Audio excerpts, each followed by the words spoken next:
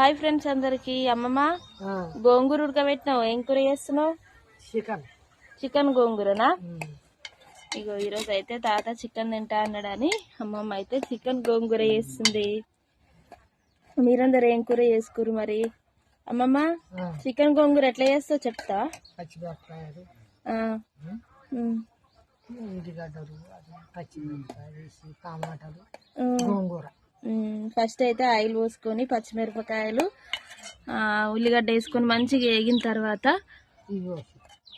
Chicken వేసిన తర్వాత అయితే చికెన్ కూడా మంచిగా వేగిన తర్వాత టమాటా, పసుపు, ఉప్పు, టమాటా మంచిగా వేగిన తర్వాత కారం, తర్వాత లాస్ట్కి అయితే ఇంకో గోంగూర వస్తుంది. అమ్మమ్మ ఫస్టే ఉడకబెట్టి పెట్టుకుంది. మనమేమో కర్రీ అంతా అయిపోయాక వేస్తాం కదా, అమ్మమ్మనేమో ఇప్పుడు వేస్తుంది అన్నట్టు. ఏంటిది? కొత్తిమీర. మరి ఈరోజు మీరేం కూర చేసుకురో తప్పకుండా కామెంట్ చేయండి ఫ్రెండ్స్. బాయ్ మరి అందరికైతే.